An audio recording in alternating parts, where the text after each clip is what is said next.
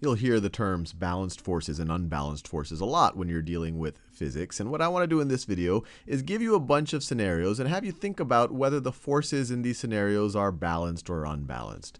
So let's start with the scenario where we have the ground. And then sitting on the ground, we have a rock. Now, the force of gravity is going to be pulling the rock downwards towards the center of the earth. And it's going to be pulling it, it's essentially the weight of the rock.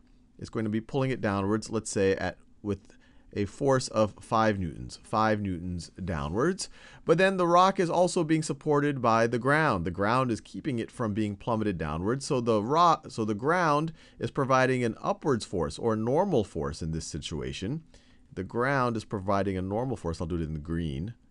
The ground is providing a normal force in this situation of 5 newtons. So these forces have the same magnitudes, but they're going in opposite directions. So that is the first scenario. Now let's think about another scenario. So I'll draw the rock again.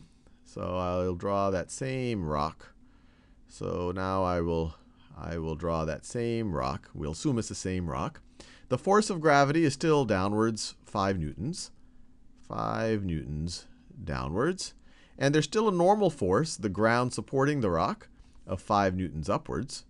5 newtons upwards. 5 newtons upwards. And now there's some character who's trying to push the rock.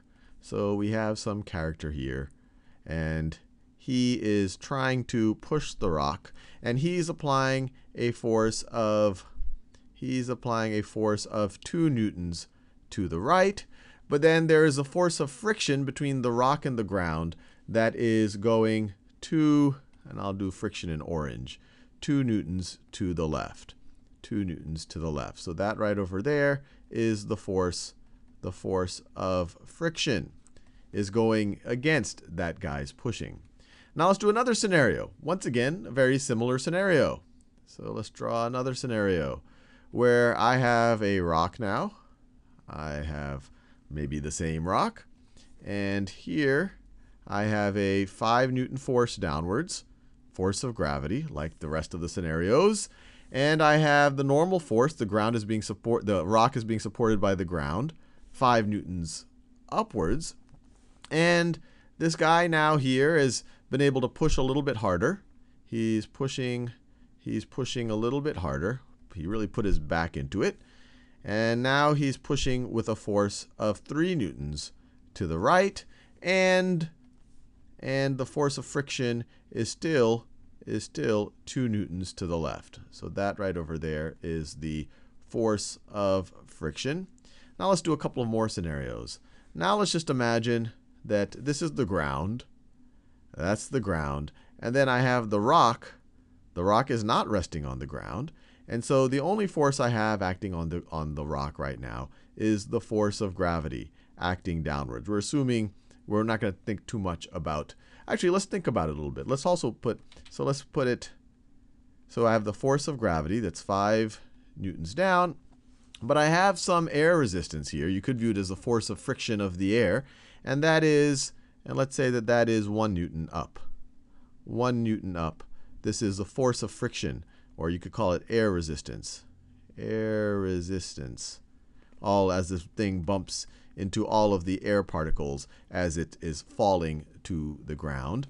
And then the last scenario I'll draw the rock again, since that seems to be the theme for this video. The last scenario, that's the ground. The rock is resting on the ground. The rock is green. The rock is brown. The rock is resting on the ground. And I have the force of gravity, 5 newtons downwards. So 5 newtons towards the center of the earth. The rock is being supported by the ground, 5 newtons upwards. 5 newtons upwards. And now this guy is pushing really hard. So this guy right over here is pushing really hard. And so he's applying, let's make that 4 newtons. 4 newtons in that direction. You have 2 newtons from the force of friction. I won't draw that just yet.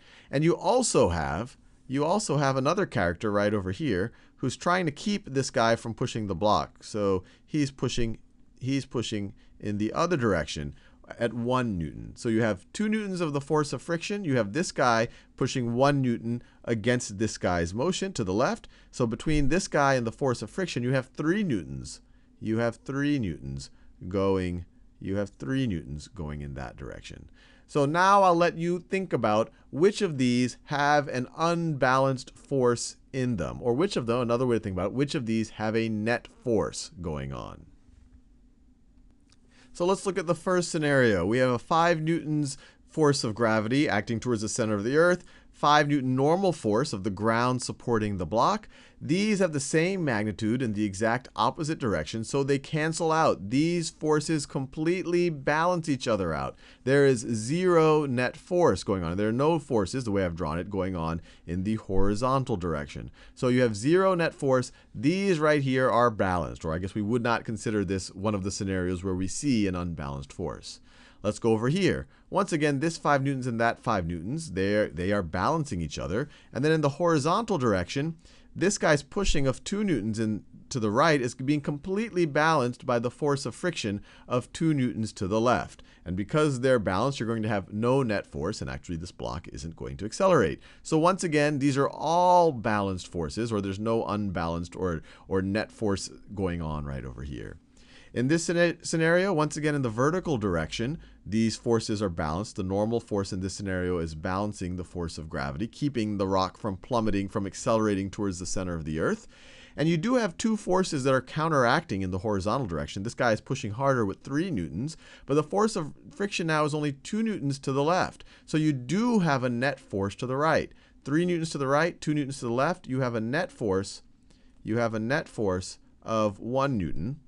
Of 1 Newton to 1 Newton to the right, or you see it's right based on how I drew the vector. So you do have a net force, or another way of thinking about it, that this is a scenario where you have unbalanced forces, in particular in the right-left direction. Now let's look at this over here. We only have forces the way I've described it, acting in this vertical direction.